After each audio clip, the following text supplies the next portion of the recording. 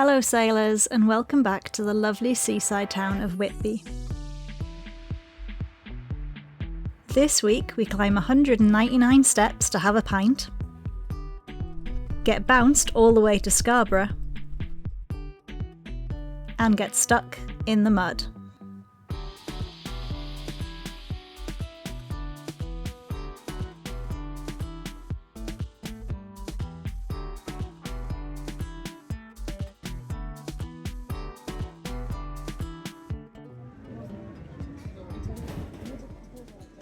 Okay, we're here, we're in Whitby. We've done awesome docking manoeuvres. The sea fret's come in. We've had no lunch. We've had no lunch. We're starving. There's only one thing for it. Whitby is famous for fish and chips. It is. James Martin, king of butter. There's nothing wrong with that. Butter is fantastic, isn't it? Yeah, it's fine. We like butter too, but not as much as James Martin. But he recommends the Magpie Café in Whitby. So that's where we are now. We've just ordered 2 haddock and chips. We'll see how they fare.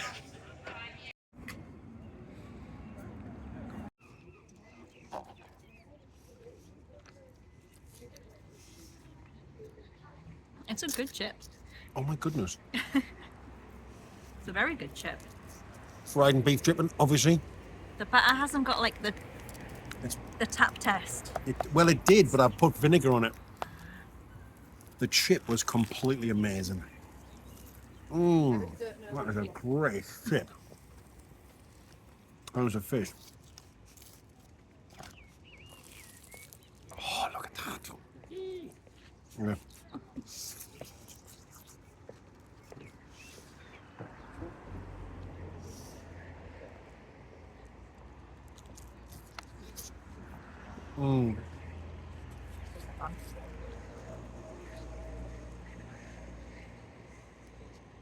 The batter is completely amazing.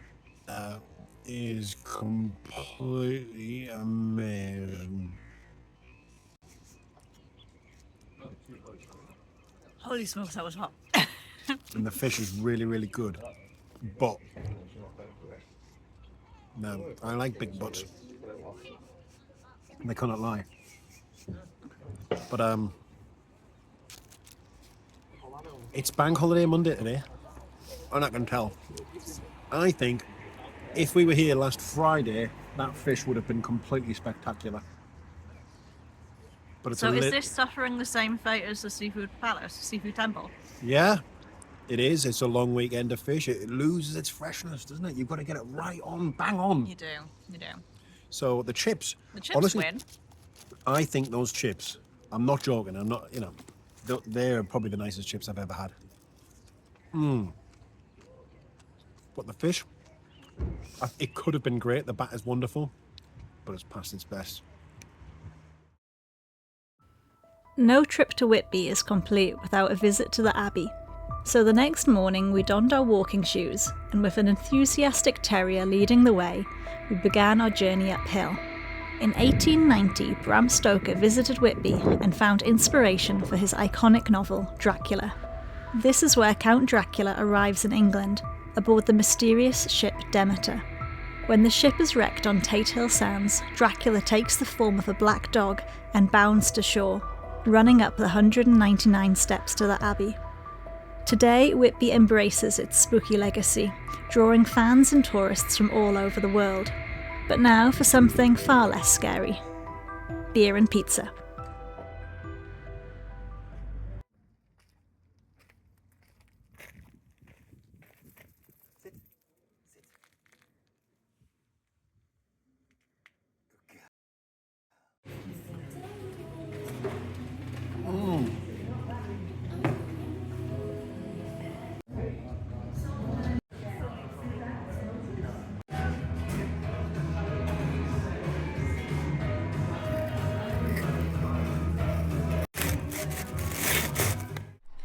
Well, it's an absolutely beautiful day here in Whitby, so we're just getting some jobs done before we set off for today's passage.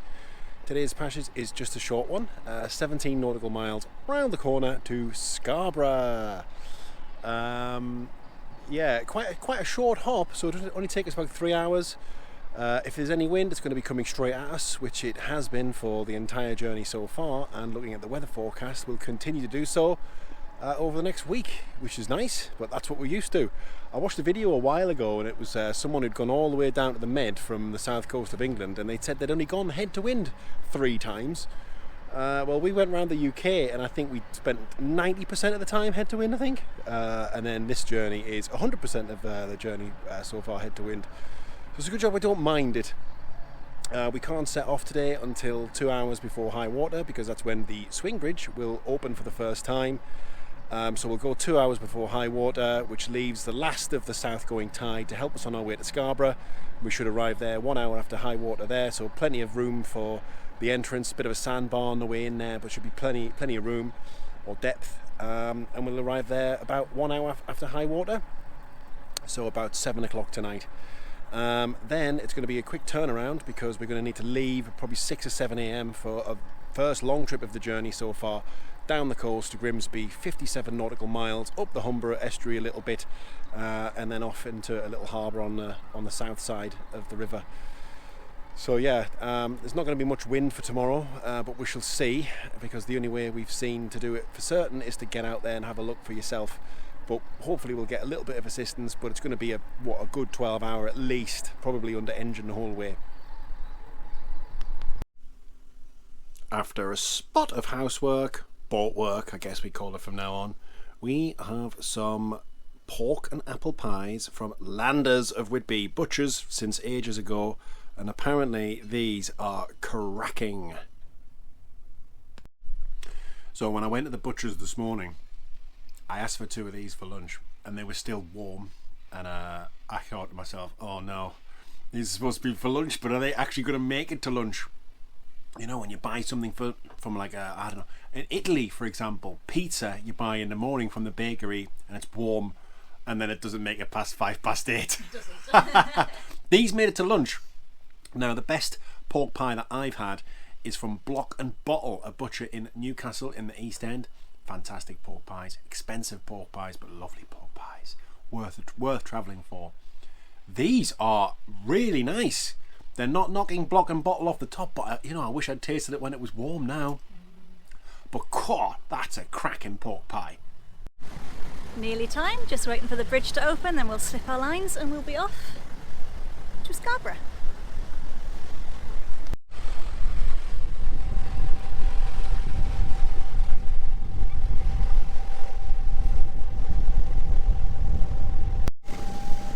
Well, it's a bit rolly coming out of Whitby, nothing horrendous, but so far we've had... It's on the side! It is! So even 2 foot feels, whoa! But we're just getting back in the saddle. So here's our North Cardinal marker. Passing to the south. Which means we can turn, and then it should start to calm down a little bit. Well, it'll just be on our bow rather than on our beam. It will be, but also around here it goes from very deep to quite shallow rather quickly, so there is that little bit of a ledge there, which probably doesn't help.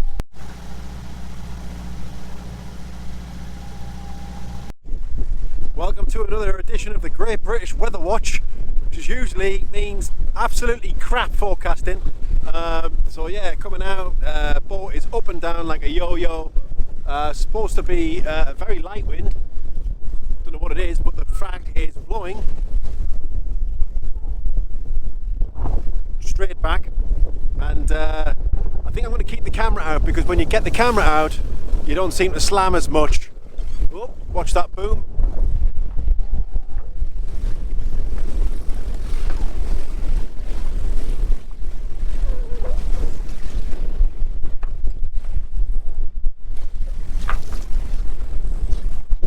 We're not going far, so hopefully once we get out of this little bit of neck of the woods, it'll calm down a little bit.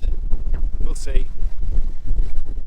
If I turn the camera on, the sea flattens out. If I turn it off, it goes whee! Oh. Yewy can hear movement below deck because it's a bit bouncy, so things are rattling around. Everything's stowed reasonably well. But because she can hear movement, she's growling at whatever gremlins are moving stuff below deck, bless her. Is she growling? Is she? Yeah.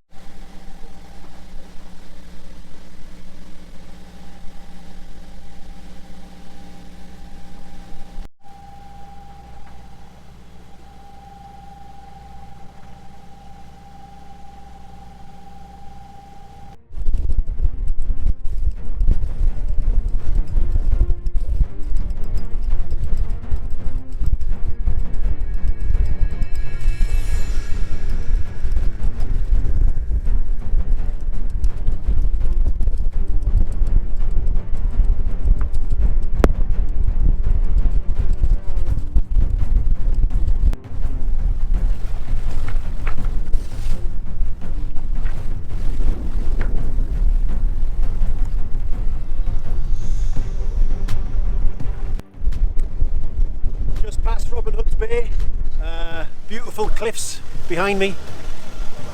I hate days of sailing like this. I mean, we're not even sailing, we're motoring. I guess we needed a day like this. Get back in the saddle. It's been a long time since we've been out in something as uncomfortable as this, you know. And we tried to avoid them. I did check the weather this morning and it was fine, and something has changed between this morning and this afternoon, because I've checked windy just now, and yeah, lo and behold, it's 18 gusting 25, and we add our speed to that as well, and you know, we're going into some crap wind there, like literally on the nose. And of course it's a spring tide. It doesn't take a lot of wind over a spring tide to create conditions like this. Just short, sharp, there's another slam. Short, sharp waves, you know, every 4 or 5 seconds.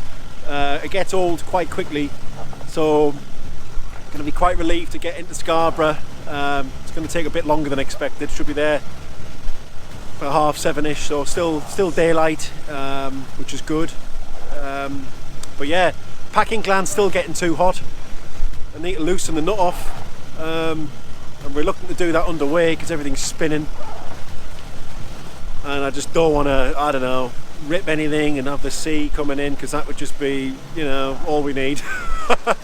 So I'll have a look at that later on.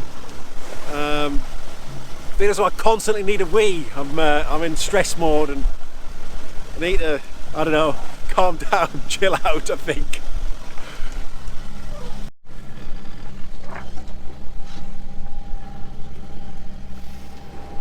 It's about 6:10 now. We should be getting into Scarborough at about 7. We've gone a little bit slower than what we anticipated, just because of the wind being stronger than anticipated. And every time we go up and down the swell, obviously we slow down. We've tried to ring the watchkeepers a couple of times, but they're not answering, so I assume they're just on the pontoons helping people in. We'll radio them when we get nearer. But other than that, everything's kind of calmed down a little bit now.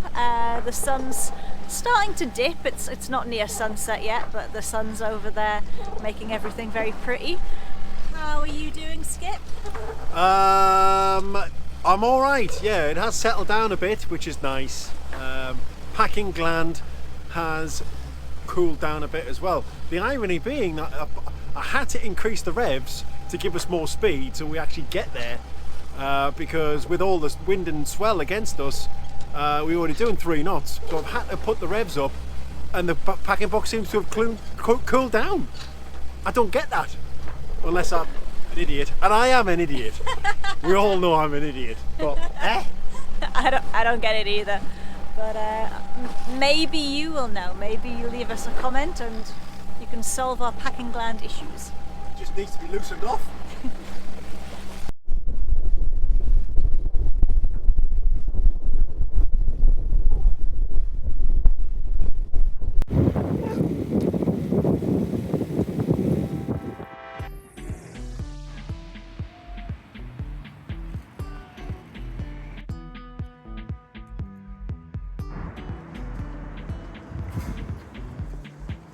I didn't want fish and chips tonight, but when you're an hour and a half late due to aforementioned conditions, what are you going to do?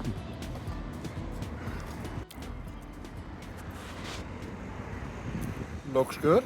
And how was the price point? £7.90. That's the cheapest fish and chips we've had in a long time. I love it when we get places, random places.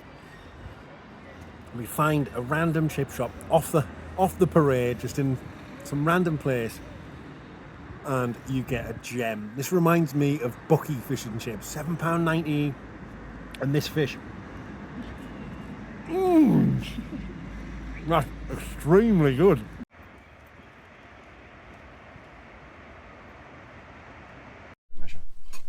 We have cordage and a shackle because we're making a plumb line. Even though this place is supposed to be dredged to a depth which is supposed to be good enough for us, apparently it hasn't been dredged.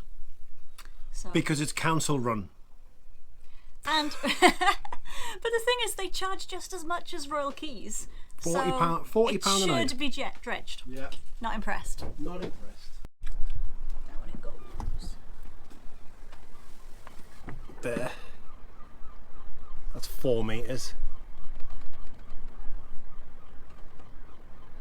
Basically.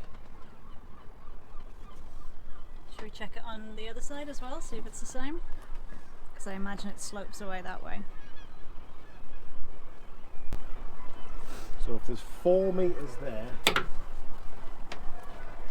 it's 4 metres depth, we draw 2, so that would be 2 clearance, as it were, wouldn't it? Yeah.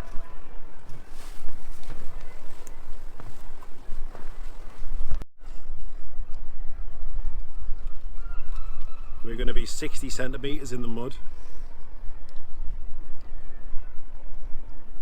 Not great.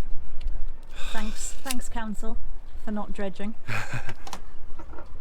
Yeah, it's like, oh, kind of tempted not to pay my marina fees until you have dredged it then. So we haven't done this before, and yeah, when we rang up yesterday, everything was fine apparently. Yeah, come on down. So yeah. Yeah, Bridlington were honest, they were like, no, it dries, like don't come in. But we didn't, it was either come here and do this or go to Grimsby, and if we'd been heading to Grimsby today, that would have just been rubbish. Pants. Yeah. We probably would have tried to come in here anyway.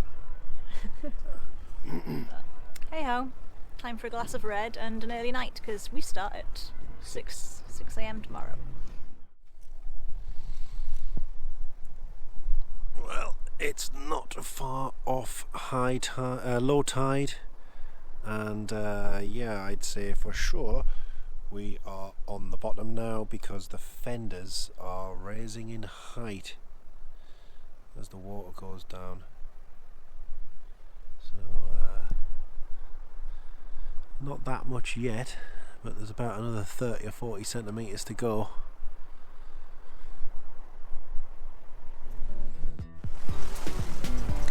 That's all for this week, sailors. Join us next time when we continue our passage south. Like, comment, share and subscribe. And as always, fair winds.